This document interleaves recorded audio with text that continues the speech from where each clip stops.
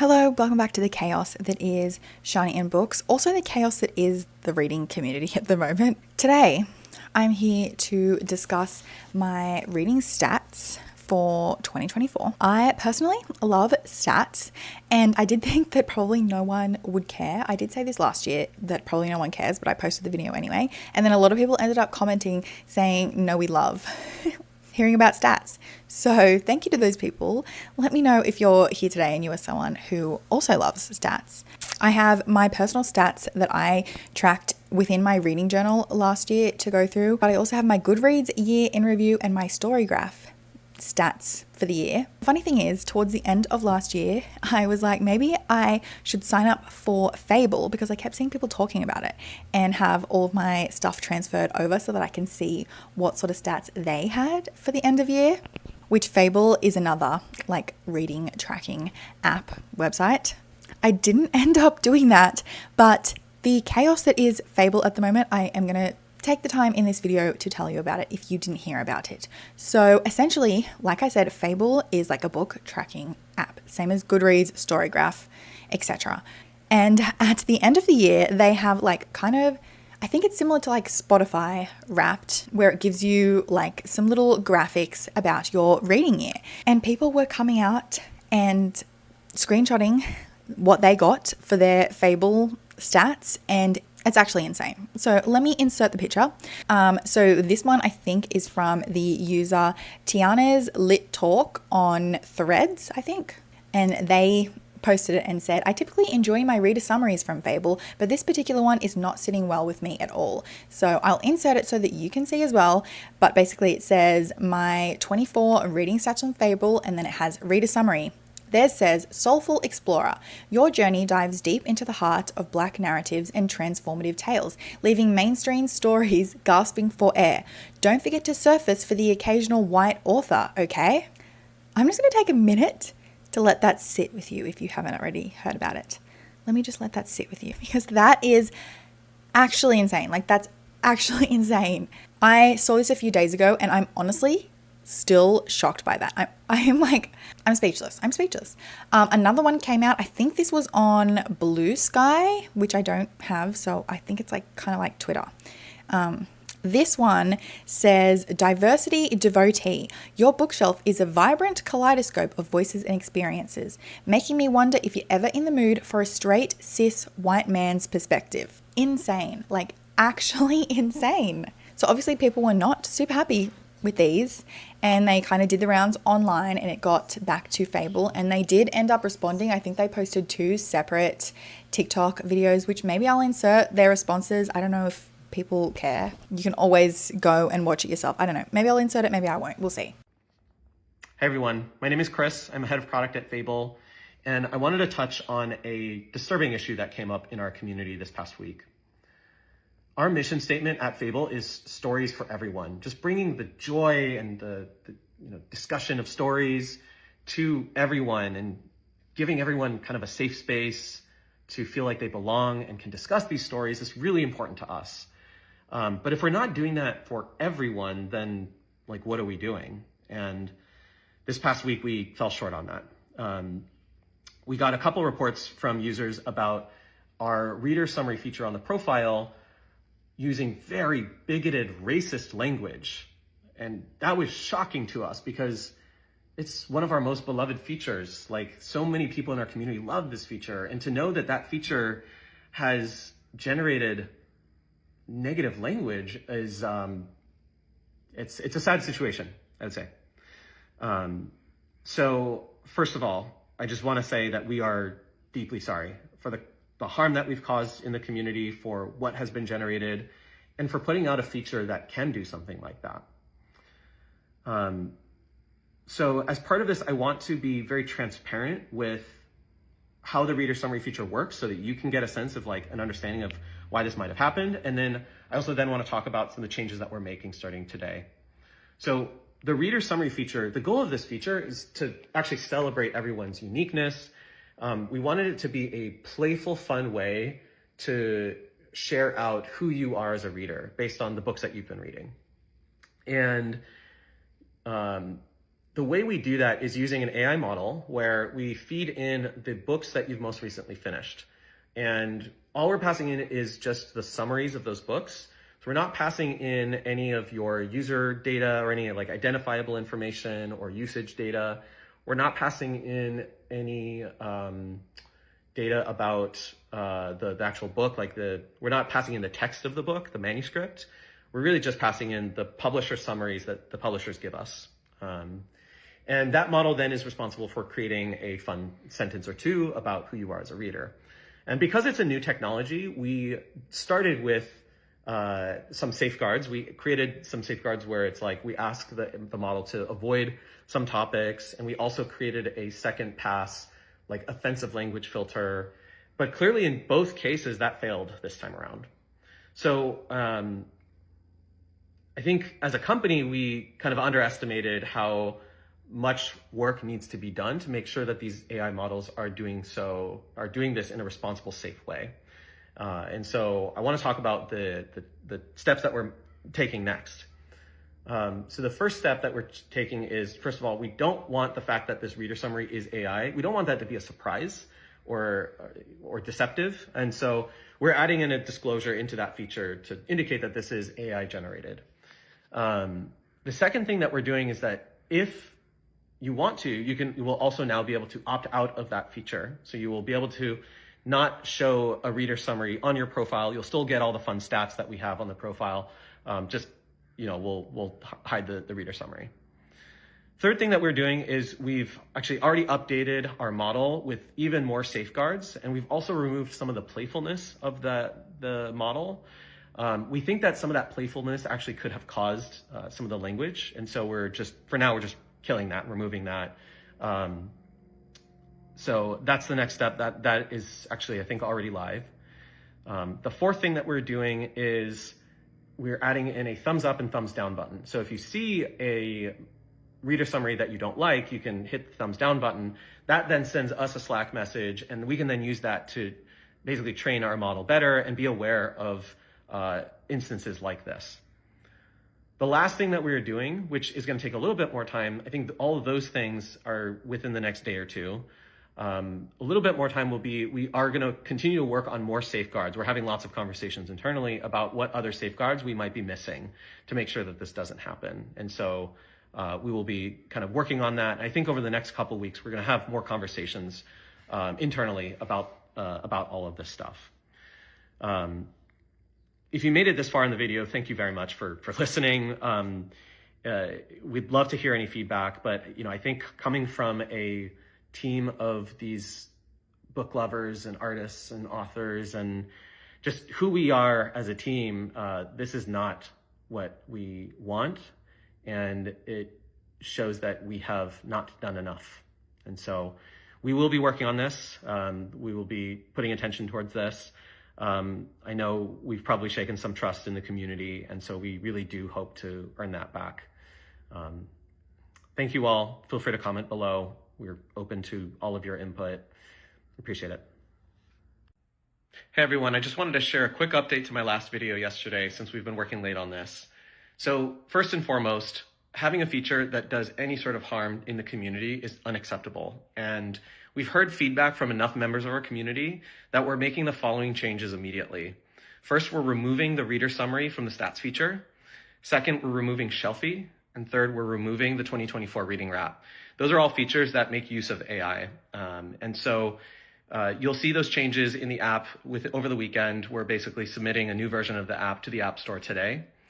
Second, we actually heard a lot of really great ideas for how we can improve those features. So for example, what if we had badges in the profile where we're using our in-house artists to create those badges, and maybe even artwork from the community?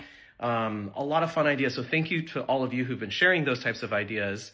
So along those lines, we wanted to create a space for us to be able to listen and discuss those types of things. So on January 6th at 4 p.m. Pacific, 7 p.m. Eastern, we're going to be doing a Fable town hall over Zoom.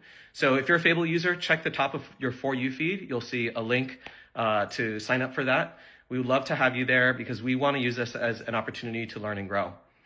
Thank you all, and see you Monday. But essentially, yeah, this is done by AI, and somehow the AI is racist. Like, I don't think I need to comment on the craziness that is this reader summary. Like, I think that is just perfectly obvious to anyone with more than one brain cell that this is an insane thing to have sent out to people. Don't forget to surface for the occasional white author. Was sent to someone who reads a lot of black authors. Like, that is actually insane. So I'm not going to comment on that because it doesn't need a comment. Like, it's obvious that that shouldn't have happened. What I am going to comment on is people's response. Obviously, Fable made a response back saying, you know, this was a mistake. I mean, you should hope it was a mistake. And they kind of spoke about, you know, how they were going to move forward, that they were going to remove, I guess, that part of the app. They did not say they are going to remove AI. I did see some people saying that, oh, they're going to remove AI going forward. They're not doing that. They worded it in a way that made it seem like they were removing AI. They are removing a few AI elements from the app, but it seems like they are keeping AI still. But what I want to say is I never had Fable, and I don't think that I will be getting Fable based on this. But I do want to comment on the fact that there are a lot of people in the comments of those TikTok videos, of the Fable response, kind of praising Fable, saying, you know, oh, great job responding to this. This is an excellent response. A lot of people accepting Fable's apology for their mistakes, saying, you know, everyone makes mistakes. And I just want to say that a lot of those people are white. A lot of them specifically are white women. And I just want to say to the white women in those comment sections, this is actually not your apology to accept. Like, I don't know what you think you're doing in those comments, like kissing the ass of Fable, being like, it's all right, everyone makes mistakes, I'm still going to use your app.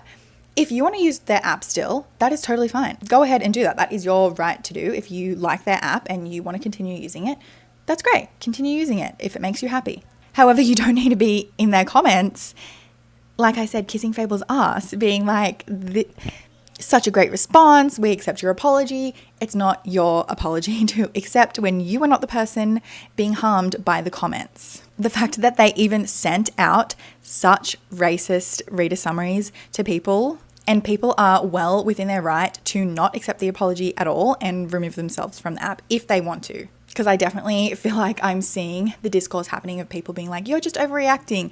Racism is clearly harmful. I don't think I need to explain that. Like, people die because of racism. And before anyone like tries to twist my words, I'm not saying people are dying over the reader summaries. I just mean in life, racism causes clearly a lot of harm. And this comment, white people are not the people who should be accepting this apology. If you are someone who wants to continue using Fable after this, you can. I'm not telling you don't use Fable. I'm personally not commenting on whether you should or not because I never had Fable in the first place. So I can't even say, like, I have nothing to leave. I wasn't on that app in the first place. But yeah, just before you comment, just think to yourself, do I need to comment on this situation? Like, or can I just continue using the app without announcing it to everyone? Hey, I'm going to continue using this app. I accept their apology. You don't actually have to announce that. You can just keep using the app. And if people want to stop using the app, they are within their right to make that decision based on the events, because that's actually so insane to me. Like, I can't even comprehend the fact that that happened and got sent out to people. Just want to add in that two things can be true at once. Fable can have done a great response and are acting in a way that people deem to be good going forward, but they can have also harmed people and communities with the original stats that went out to people. So both can be true at once. People can be upset and Fable can be doing well at moving forward beyond this drama, controversy, whatever you want to call it. Also, I'm not giving you my personal opinion on whether or not I think that they did a good job with, their response and everything with that. You can make your own decision based on the facts that I have given you, but I'm not personally putting my opinion in this. All I'm doing is just like reporting the facts. I'm sure other people have discussions like way better than mine. I just wanted to touch on it at the beginning of this video since I'm going to be personally talking about stats, and I did consider using Fable to show you some of my stats, but since I haven't signed up for Fable and I don't plan to, I'm going to talk about the stats that I tracked within my own reading journal. So let's just get into that now. So my stats in my journal does not line up with StoryGraph or Goodreads. For some reason, all of them are different. So anyway, I read 94 books in the year of 2024, which would have been cool to hit 100, but you know what? We do what we can. So I will pop up the graph of showing the books per month. Clearly, some months were a lot better than others. December, I read a lot of novellas. I read some of those like little Christmas ones, so that definitely boosted up my December amount of books, but clearly I went through some slumps throughout the year. My total pages read was 28,100, which I feel like is just a nice number. Nice and round. And that is the tally from my reading journal. So I literally counted every single page pretty much that I read, because on Goodreads and StoryGraph sometimes the additions are wrong, but like this is the exact amount of pages that my eyes read. My average book length then comes out to 299 pages, which again seems right, because I feel like 300 is around my page length that I like in a book. And then I do love some short books. Like I love a short horror, I love a short lit fic that is like quick and punchy, so I feel like this makes sense for me. That also brings my average pages per day out to 77, which I feel like is lower than it has been in previous years, or that I like it to be, but that's okay. And then I do track my pages per day. I have done this every year for the past few years, but I have this little table in my reading journal which has a square for every single day of the year, and then I have like a color code. So 0 pages is yellow in this particular year, which clearly I have a lot of yellow. And then orange is if I read between 1 and 100 pages. Pink is if I read between 101 and 200, and then the dark pink is 200 plus. And I have done that for the last few years, and I just really like filling it out each day. I do estimate, so it's not like entirely accurate, but I will pop up that in a graph showing my most common amount of pages. 0 is the most common, which would love for that to change for this year.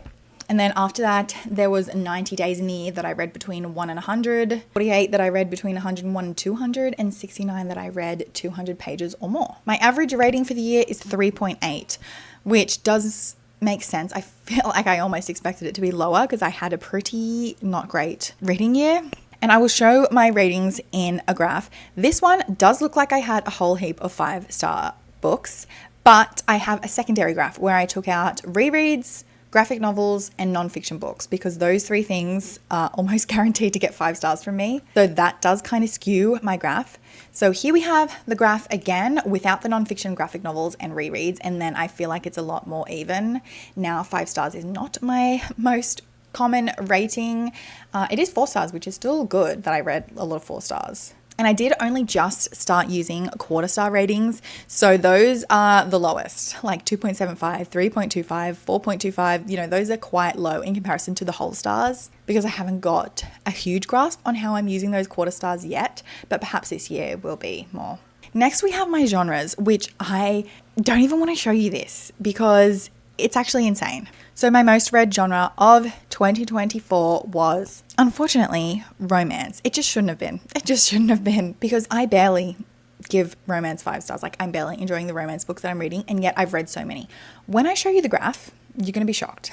Let me pop it up on the screen now. Look how stupid this looks with how many romance books I read in comparison to other genres. And fantasy is right behind it, which again is a genre that I say I'm not a fantasy reader. And then that's followed by lit fic. I need to change that this year. I don't know if my goals video will be up. It'll probably be up after this. But in my goals, I'm going to discuss some goals for my reading year for next year. Or for this year, I should say. Because next I'm going to show you a breakdown of the genres for the books that I put in my top books of the year. So here we have that shown on a graph.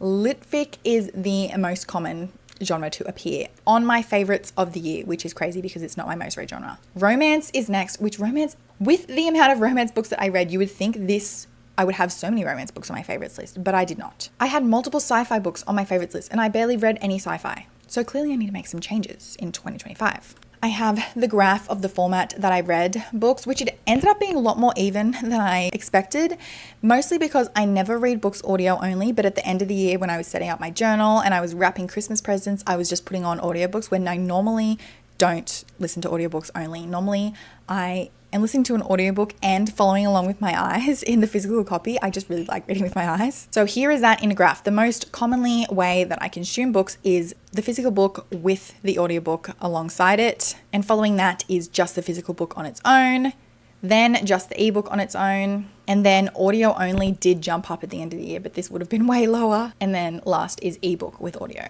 Next graph I have is for the year published of the books that I read. So 39.4% of what I read was published in 2024. Then 24.5% was published in the previous year, 2023, and then 36.2 was a backlist book. So it's really interesting that the most common were the new releases, which is cool because that never used to happen in the past for me. Next up, I did track how many BIPOC authors I read from. I do like to read diversely, and that is something that I guess I almost pride myself on, because I like to think that people will know they'll be getting diverse recs from me in particular when they come to my channel. I don't know, tell me if I'm wrong.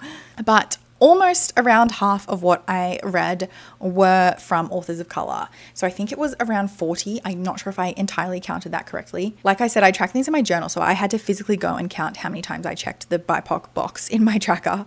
Next year, I'm going to try tracking this digitally so that I don't have to add things up at the end. But I'll show you what that looks like as a graph. And then for LGBTQ plus rep, again, I was around the same. 41, it looks like, were books that had some sort of queer rep in them. So a lot of my books were diverse, with around half of my reading being from BIPOC authors and around half of my reading being queer books. Obviously, some of those cross over. So some are BIPOC and queer, but you know what I mean. Disability representation, I feel like I kind of slacked on a little bit. I think I did have around 14 books that were discussing some sort of disability rep within them, which is, I'd like it to be more. The other thing I slacked on is reading from Australian authors. It's something that I try and do based on the fact that I am Australian, and I was aiming for 10, but I only had 9. Okay, now let's get to, because my camera's about to die, my Goodreads stats and my StoryGraph stats.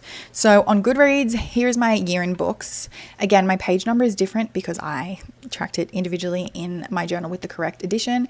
This one says I read 93 books. Don't know what happened there. So it says my shortest book was 55 pages, which is this little Christmassy novella, All by My Elf by Olivia Dade. I did read all of those little Christmas novellas in that series, which is again why my December books were so much. My longest book was apparently this Cassandra Clare book at 688 pages. Average book length, this one says 292, which again, my personal stats were different, but anyway. The most popular book that I read is apparently Lessons in Chemistry, which that checks out. I guess that's a really popular book. It got adapted. Least popular is Safe Space, which this made my favorites of the year. This is an Australian Asian author. It's essays on growing up in Australia and the racism in Australia. I really, really recommend it. My average book rating says 4 stars, but again, Goodreads only tracks whole stars. It doesn't track halves. I feel like this is maybe why my statistics are wrong, because my highest rated on Goodreads with a 4.68 is a children's book, and I didn't include children's books in my personal stats in my journal. So I don't know what happened here. My first review of the year, which is kind of sad because it was a 2-star book. This was an arc that I had. It's a sapphic romance. I wanted to love it, but anyway, that's a bit sad.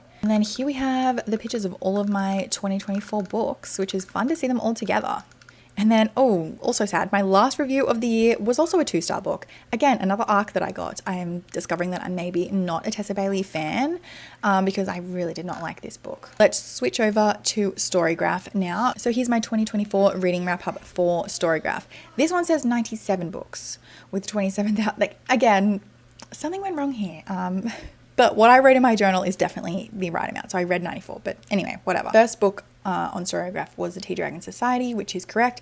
Last book is incorrect. It says Anybot is my last book, but I did log a book after this, but perhaps I didn't put in the date for that book and I just put December, so I don't know. Anyway, Anybot was like one of my last books, but it wasn't my last book. This is fun. This is your mood map of your reading. So lighter books push this line up and darker books pull the line down. I've seen some people with their line really low down here. Mine makes sense for it to be up. I feel like mentally I wasn't doing the best. I was picking up lighter things, which again is probably why I ended up with so much romance books, because they're generally lighter feeling. So yeah, because I wasn't doing the best, I think I was trying to go light with my books. But anyway, here's books again per month. I've already shown you that, but books and pages, as you can see, this is December. My pages is quite low, but my books is high because I read so many novellas. I was 194% into my reading goal because I put my reading goal to 50. Here we have the genres, but I've already kind of shown you that. Again, romance. Okay, this one says longest book. See, this is wrong because now I've got a picture book here for my shortest book. But anyway, and again, this is incorrect for however many days to finish because I don't log the amount of days on StoryGraph. It only happens for some books. This one, yeah, my average rating 3.81. Here's some of my 5-star reads, which I guess feels like a lot more. But like I said, yeah, if I take out like graphic novels, manga, like these Tea Dragon graphic novels, the Heartstopper one, all of my nonfiction, that does drag my rating up a little bit more. And then yeah, here's that rating again. Lessons in Chemistry is my most shelved. This one is wrong because I should not have picture books in my yearly books in these tracking apps. I don't know how that happened. I didn't think I put in a year for those, but anyway, I definitely DNF'd more than 2 books, but there must have only been 2 books that I logged. I did DNF this one. It was Jan's book club pick, but too many child deaths happening in that one. And then 3 rereads, which I did do 3 rereads. 41 of the books you read were part of a series, and that is a stat that I did not think was correct. I don't think I read that many series, but I guess I do. You successfully completed 1 reading challenge, which would be... Okay, so that is my... Oh, did my screen recording save? I don't think it's working. Okay, anyway, maybe I'll hate myself when I'm editing this, but that is my stats for the year of 2024. Let's get into 2025. I am tracking things digitally as well in a spreadsheet this year. So when it comes to my stats for the end of the year, I'm going to be totally on it. Be on the lookout for my goals video, because I will also go over, I guess, some more like stats type things in that video. I'm going to go over like my buzzword books, all of the countries that I read books in, which I guess I could have included that in this one, but anyway, I'll include it in that one. Thank you for watching. Let me know what apps you use to track your reading. Do you use a reading journal? Do you use a spreadsheet? Are you using Goodreads or StoryGraph or Fable? And yeah, thanks for watching till the end, my fellow stats nerds, and I'll see you next time.